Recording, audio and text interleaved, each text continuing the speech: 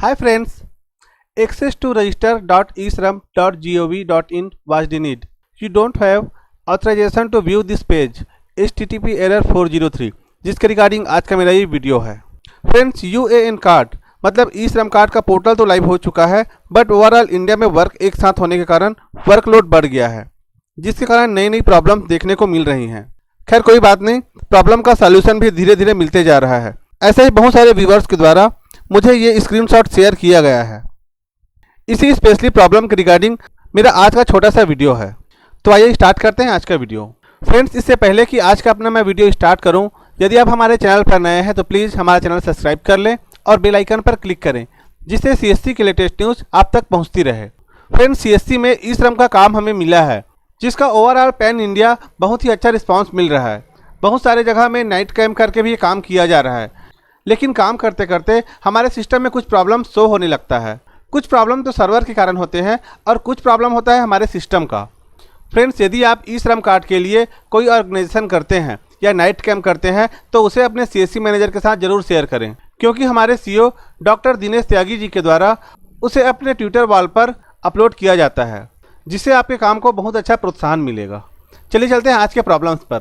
Friends, पहले तो मैं अपना CSC ID ओपन कर लेता हूं और जहां से हम eSHRAM को सर्च करते हैं वहां मैं टाइप करता हूं NDUW। आप जैसे ही NDUW लिखेंगे, नीचे लिखा हुआ है eSHRAM NDUW रजिस्ट्रेशन। हम इसी पेज के माध्यम से eSHRAM कार्ड के लिए रजिस्ट्रेशन करते हैं। चलिए मैं वहां पर क्लिक कर लेता हूं।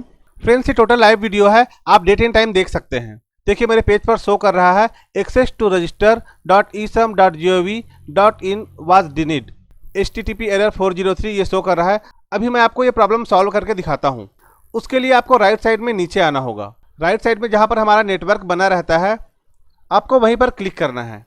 आप मेरा कर्सर देख सकते हैं, या आपको मैं थोड़ा बड़ा करके दिखा देता हूँ। मैं यहाँ पर क्लिक कर रहा हूँ। क्लिक करने पर ऊपर आया हुआ है open network and sharing centre. आपको फिर से यहीं पर क्लिक करना है। क्लिक करने पर एक्सेस टाइप इंटरनेट, जहाँ से आपका नेटवर्क चल रहा है, जहाँ से आपका इंटरनेट वर्क कर रहा है, वो आपको शो करेगा।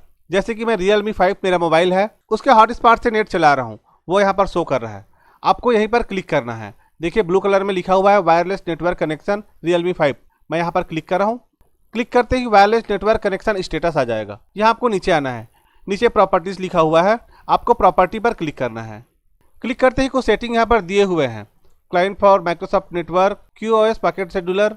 ये सबको छोड़ के आपको थोड़ा सा नीचे आना है। इंटरनेट प्रोटोकॉल वर्जन 6, उसके नीचे लिखा हुआ है इंटरनेट प्रोटोकॉल वर्जन 4।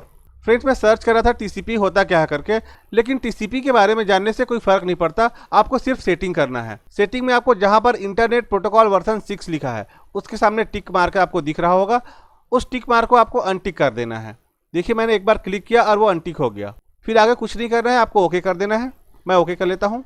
ओके करने के बाद इसे क्लोज कर देंगे, और क्लोज करने के बाद मात्र आपको इस पेज को रिफ्रेश करना है। देखिए ऊपर रिफ्रेश के लिए बना हुआ है रीलोड दिस पेज। मैं यहाँ पर क्लिक कर रहा हूँ और क्लिक करते ही आपका पेज ओपन हो जाएगा। देखिए आपका प्रॉब्लम सॉल्व हो गया है।